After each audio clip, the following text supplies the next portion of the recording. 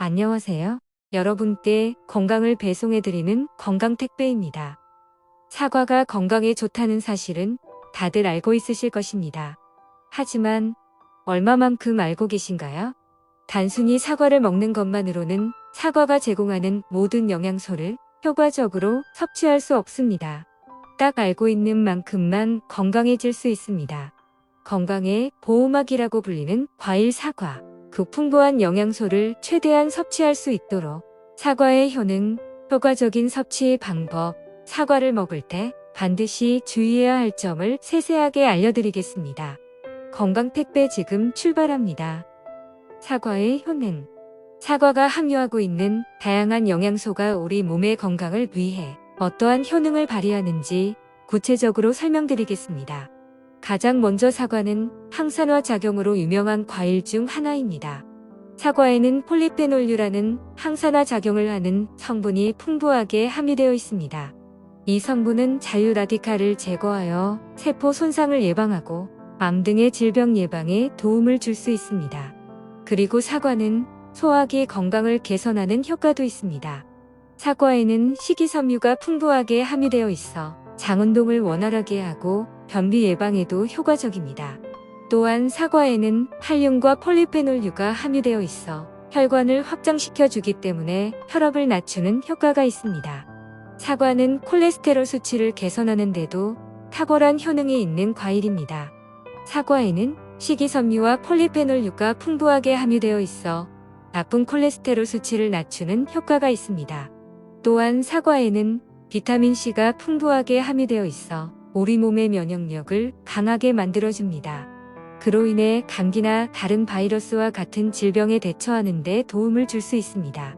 마지막으로 사과는 저칼로리이면서도 높은 식이섬유 함량으로 포만감을 유지시키면서 체중 감량에 도움을 줄 수 있기 때문에 다이어트 식단에도 자주 등장하는 과일입니다. 사과의 영양소를 효과적으로 섭취하는 방법. 익히 알고 있듯이 우리는 사과를 주스, 샐러드, 스무디 등 다양한 형태와 방법으로 섭취하고 있습니다. 하지만 사과를 다른 음식과 함께 먹는 것보다 사과만 단독으로 껍질째 생으로 먹는 방법이 영양소를 섭취하는데 가장 좋다는 사실은 대부분의 사람들이 잘 모르고 있는 것이 사실입니다. 그 이유와 더불어 사과를 효과적으로 섭취하는 방법에 대해 조금 더 자세하게 알려드리겠습니다.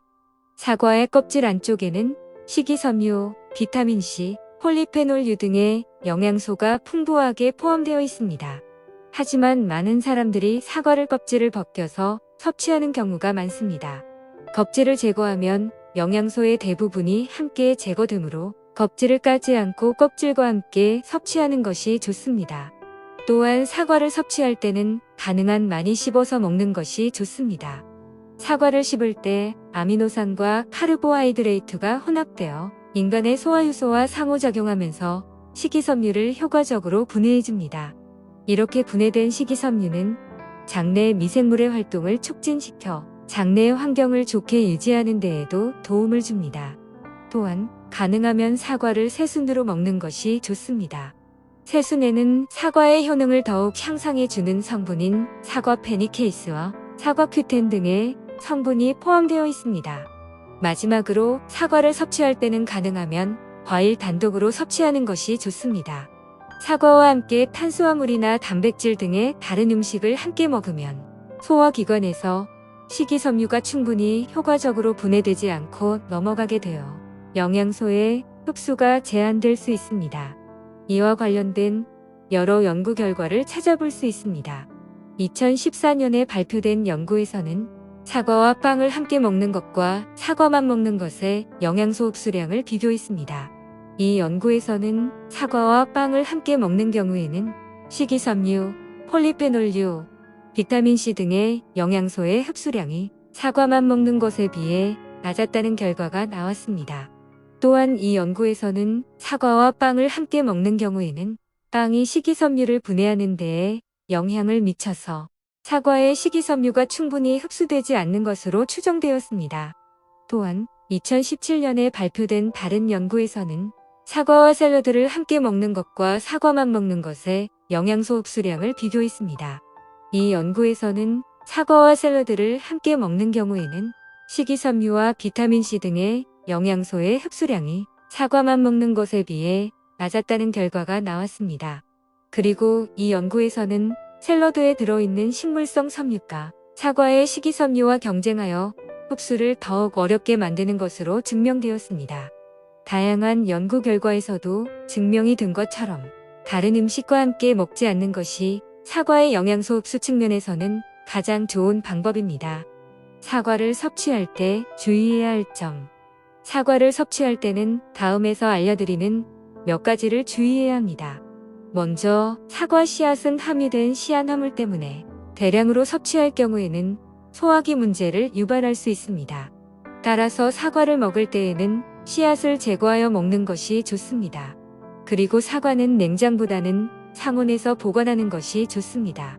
냉장보다 상온에서 보관하면 사과가 지니고 있는 비타민C와 폴리페놀유가 더욱 효과적으로 유지되기 때문입니다.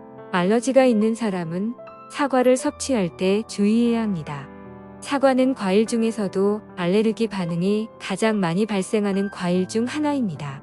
따라서 사과를 먹기 전에는 자신의 알레르기 상태를 파악하는 것이 중요합니다. 또한 사과는 철분의 흡수를 방해하는 폴리페놀유가 함유되어 있기 때문에 철분이 부족한 사람이 사과를 대량으로 섭취하는 것은 좋지 않습니다. 그리고 사과를 과도하게 섭취하는 것은 소화기 문제를 유발할 수 있기 때문에 하루에 하나에서 2개 정도의 사과를 섭취하는 것이 적절합니다.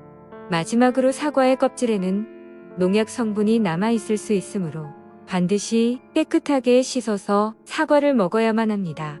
알려드린 것처럼 올바른 섭취 방법과 주의할 점을 꼭 기억하여 여러분의 건강한 생활에 큰 도움이 되시길 바랍니다. 오늘 택배는 어떠셨나요? 만족하셨나요? 여러 의견을 댓글창에 남겨주시면 영상 제작에 참고할 테니 많은 관심 부탁드립니다. 앞으로도 더 좋은 건강 정보를 알려드릴 테니 구독과 좋아요 꾹 눌러주세요. 시청해 주셔서 감사드리며 더 나은 영상으로 찾아오겠습니다.